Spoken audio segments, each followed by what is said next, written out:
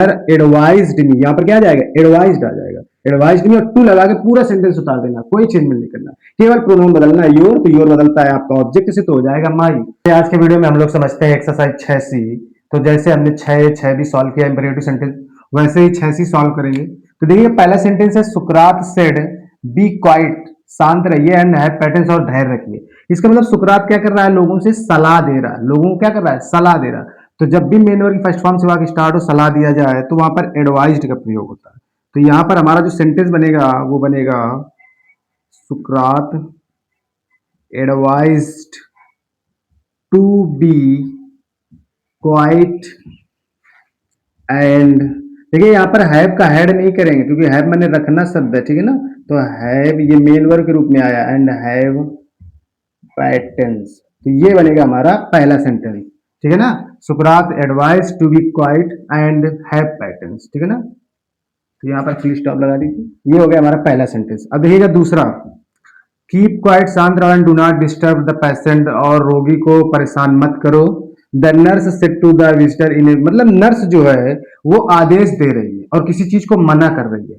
तो reporting verb वाले बात को पहले हम लेंगे, तो द नर्स, देखिएगा यहां से क्या बनेगा, द नर्स, देखिए कीप क्वाइट शांत रहो, इसका मतलब है ऑर्डर। देखिए ऐसी कंडीशन में ऑर्डर का भी प्रयोग किया जा सकता है। अब अगर रोगी को परेशान न करो, शांत रहो, तो इसका मतलब ये एक सलाह भी हो सकती है। तो ऐसी कंडीशन में आप एडवाइस लगा देंगे तो भी सही होगा, ऑर्डर लगा देंगे तो भी सही होगा। तो the nurse ordered to keep quiet and, अब देखो यहां पर कहा कि शांत रहिए, फिर यहां पर मना कर रही है कि रोगी को परेशान मत करो, ठीक है ना।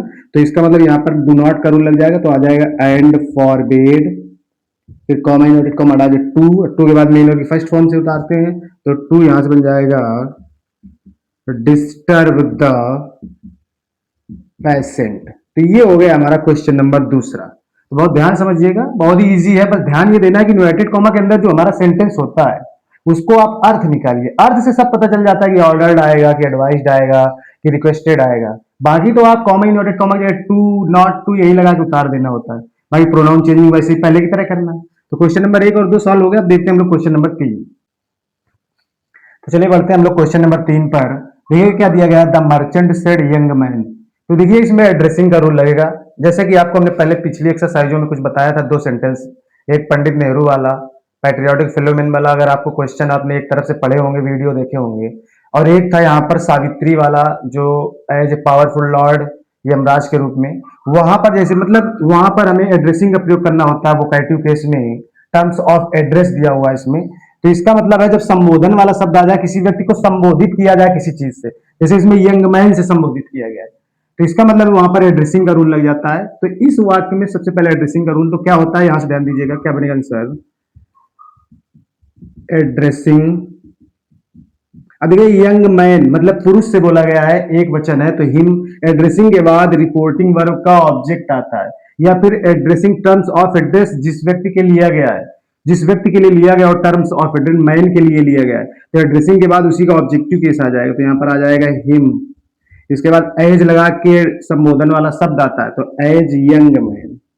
तो आपने अगर पूरा पिछले वीडियो हमारे देखे होंगे, हमने असर्टिव सेंटेंस में कुछ एक्सरसाइज थी, इसमें हमने एक तरफ से बताया था इसके बारे में बहुत डिटेल से। तो अगर आप नए हो तो चैनल को सब्सक्राइब करें और जाकर के वीडियो को देख लीजिए, इसका रूल पूरा पड़ा हुआ है विधिवत। Addressing him as young man, इसके बाद कॉमा लगा देते हैं।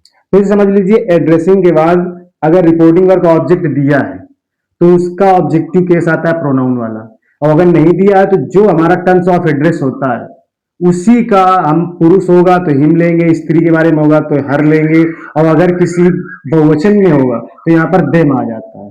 फिर एज लगा के वही टर्म्स ऑफ एड्रेस जो वोकैटिव केस के रूप में होता है वही चीज आ जाती है, फिर कॉमा लग जाता है। इसके बाद स्टार्टिंग से करते हैं, तो बन जाएगा यहाँ से द मर्चेंट, इसके बाद सेड का सेडर रहता है, इसके बाद आगे सेंटेंस क्या होगा उसी के अनुसार सेड की जगह जो चीज आनी होगी, तो पैडन का मतलब मुझे क्षमा करो, मतलब रिक्वेस्ट की जा रही है, तो इसका मतलब है यहाँ पर क्या आ जाएगा, रिक्वेस्टेड आ जाएगा, सेड की जगह क्या आ जाएगा, रिक्वेस्टेड, तो भी इंपेरेटिव सेंटेंस है। फिर कॉमा इनवर्टेड कॉमा हटा के टू, फिर टू के बाद मेन वर्ब से उतारा जाता है, तो टू पैडन, मी बदलेगा मर्चेंट से तो हिम, इसके बाद द लिबर्टी। बहुत ध्यान से समझिएगा क्या किया जा रहा है, सेंटेंस काफी बड़ा है। विच, आई बदलेगा मर्चेंट से तो फिर आ जाएगा ही।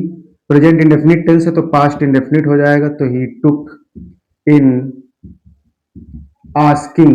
अब क्रिया के बाद यू आया ऑब्जेक्टिव केस है, तो यू बदलेगा ऑब्जेक्ट से, तो ऑब्जेक्ट के रूप में पुरुष है यहाँ पर, तो हो जाएगा हिम, हाउ, इट।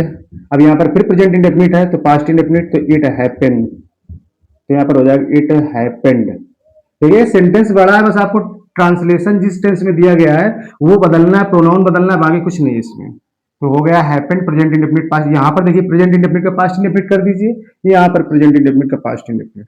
इसके बाद दैट, अब यू ऑलवेज में प्रेजेंट इंडेफिनिट है, तो यू फिर यू की जगह ही आ जाएगा। ऑलवेज, ALWAYS, मेक का मेड, फिर प्रेजेंट इंडेफिनिट, पूरे भी प्रेजेंट इंडेफिनिट है, पास्ट इंडेफिनिट कर दीजिए बस।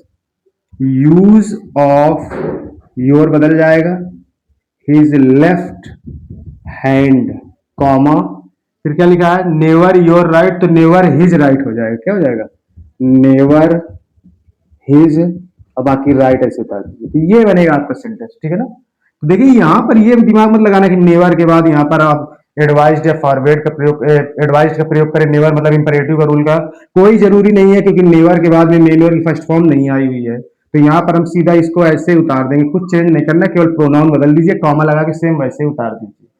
ठीक है, तो ये हो गया क्वेश्चन नंबर 3। अब देखिएगा क्वेश्चन नंबर 4। तो देखिएगा question number 4, the policeman, policeman ने कहा stand up and follow me, मतलब खड़े हो जाओ और मेरा अनुसरण करो, ये मेरे पीछे, और इसका मतलब आदेश दिया जाए, तो इसका क्या बनेगा। तो ये वाक्य आप लोग करेंगे, बहुत ध्यान से समझिए कैसे करना है। पुलिसमैन ने आदेश दिया है, तो इसका मतलब बन जाएगा द पुलिसमैन आर्डर्ड, क्या आएगा यहाँ पे, आर्डर्ड, कॉमा टू, और टू लगा के पूरा आप उतार दीजिए, to stand up and follow him. अब मी फर्स्ट पर्सन बदलेगा पुलिसमैन से, तो ऑब्जेक्टिव केस के रूप में यहाँ पे हिम आ जाएगा, तो आंसर क्या बनेगा, the policeman ordered to stand up and follow him. तो ये बन गया क्वेश्चन नंबर 4। क्वेश्चन नंबर 5 में देखिएगा, द बॉय सेड, लड़के ने कहा, टेल मी, मुझे बताओ, how you will solve the question, कि तुम प्रश्न कैसे सॉल्व करोगे। तो इसका मतलब है कि ये आर्डर भी हो सकता है, ये रिक्वेस्ट भी हो सकती है। जैसे आप मान लो कोई क्वेश्चन पूछना चाहते हैं किसी से, तो आप उससे क्या कहेंगे, आदेश देंगे या सलाह देंगे या रिक्वेस्ट, तो रिक्वेस्ट करेंगे कि बताओ कैसे क्वेश्चन सॉल्व करोगे। तो इसमें हम आर्डर्ड भी लगा सकते हैं, रिक्वेस्टेड भी लगा सकते हैं। तो अगर आर्डर लगाओगे तो द बॉय आर्डर्ड टू, भाई द बॉय आर्डर्ड टू आएगा, कॉमा इन्वर्टेड कॉमा के आगे पूरा बात उतार देंगे, तो tell him how he would solve the question. जैसा ट्रांसलेशन है, जैसा टेंस है, असर्टिव आगे बना हुआ है यहाँ पर, तो असर्टिव सेंटेंस में विल का आउट सेल का शूट करना होता है, तो यहाँ पर आप विल का आउट कर दीजिए। यू आपका सब्जेक्ट है यहाँ पर, तो यू ऑब्जेक्ट, यहाँ पर चाहो तो कुछ मान लीजिए। अगर आप मी मान रहे हो तो यहाँ पर आई शुड बन जाएगा आकर के, अगर नहीं मान रहे तो सीधा सीधा ही वुड लिख दीजिए यहाँ पे, तो भी सी हो जाएगा। और अगर रिक्वेस्टेड लिखेंगे तो बाकी आगे सेम वही बनेगा। अगर आप चाहो तो यहाँ पर रिक्वेस्टेड भी कर सकते हो, the boy requested to tell him how he would solve the question, ये भी आप बना सकते। आगे देखिए question number 6, the teacher said to Ram, teacher ने, अध्यापक ने राम से कहा, bring the exercise to me, कि जो एक्सरसाइज है, अभ्यास है, वो मेरे पास लेके आओ। तो टीचर क्या करता है, आदेश, जैसे हम मान लो आपसे कहते हैं कि जाओ मैंने जो कल काम दिया था, वो एक्सरसाइज दी थी, वो मेरे पास लेकर आओ, इसका मतलब हम आदेश दे रहे हैं आपको। तो इसका मतलब बनेगा the teacher ordered, said to जगह आर्डर्ड, तो the teacher ordered Ram to आएगा, कॉमा इन्वर्टेड कॉमा की जगह, बाकी आप पूरा बात बता दीजिए, bring the exercise to me, me बदलेगा टीचर से तो आ जाएगा हिम, तो बन जाएगा आंसर फाइनल क्या बनेगा 6 नंबर का, the teacher ordered Ram to bring the exercise to him. तो ये हो गया हमारा क्वेश्चन नंबर 6। तो क्वेश्चन नंबर 6 तक सॉल्व हो गया। आगे हम लोग बढ़ते हैं क्वेश्चन नंबर 7। तो चलिए क्वेश्चन नंबर 7 से हम लोग देखते हैं, बहुत ध्यान समझिएगा, हम आपको एक एक क्वेश्चन का पॉइंट, हिंट्स और जो भी आंसर है पूरा आंसर सहित बताएंगे, आप लोग करिएगा कॉपी में बाद में। तो पहले वीडियो समझिएगा। देखिए, the farmer said to the labour, मतलब किसान ने लेबर परिश्रमी से कहा, बी क्विक माने जल्दी करो। तो इसका मतलब है जब बोला बी क्विक जल्दी करो, तो इसका मतलब सीधा सीधा साफ साफ बोला गया कि आदेश आदेश दिया जा रहा। तो आप क्या करेंगे, the farmer ordered the labourer to, comma inverted comma लगा टू, क्योंकि मेन वर्ग की फर्स्ट फॉर्म से स्टार्ट है, तो टू बी क्विक, इतना आपको समझ में आ गया, बी क्विक जल्दी करो। प्लाउ द फील्ड, खेत को जोतो, एज क्विकली एज पॉसिबल, जितना शीघ्र और जितना पॉसिबल संभव सके जल्दी से। तो इसका मतलब है कि दो आपके इंपरेटिव सेंटेंस हैं, तो इनको हम एंड से जोड़ सकते हैं, क्योंकि दोनों इंपरेटिव, दोनों मेन और फर्स्ट फॉर्म से, तो एक में हम रूल लगा दें, दूसरे को एंड से जोड़ दें, तो कोई समस्या नहीं आएगी। बिल्कुल आपका करेक्ट आंसर होगा। तो क्या बनेगा? The farmer ordered the laborer to be quick and plow the field as quickly as possible। मतलब जो दूसरा सेंटेंस है उसे हम सिर्फ एंड लगा के जोड़ देंगे और कोई चेंजमेंट नहीं करना। जो रूल लगेगा वो बी क्विक में लगेगा। क्यों? क्योंकि आगे हमें रूल लगाने की जरूरत नहीं है, क्योंकि दोनों वाक्यों में आदेश ही दिया जा रहा है, तो हम दोनों वाक्यों के लिए अलग अलग आदेश नहीं लगा सकते हैं, ये चीज। तो यहां पर सीधा सीधा बनेगा the farmer ordered the labourer to be quick and plough the field as quickly as possible. हो गया आपका आंसर, ठीक है ना। सातवां हो गया। आठवां देखिएगा, आई सेड, मैंने कहा, do not speak the past, मतलब अतीत के बारे में बात मत करो। तो इसका मतलब है कि आप फॉरवर्ड लगा दीजिए, डू नॉट का रूल लगा दीजिए। तो आई फॉरवर्ड टू, अब इसको हटा दीजिए, स्पीक द पास्ट, तो आपका आंसर क्या बनेगा? I forward to speak the past, ये आपका राइट आंसर बन गया। 9 नंबर देखिएगा, माई एल्डर ब्रदर, मेरे बड़े भाई ने कहा मुझसे, क्या कहा? इन्वेस्ट योर मनी, अपने पैसे को इन्वेस्ट मनी लगाओ। इसका मतलब बड़ा भाई है, क्या कर रहा है?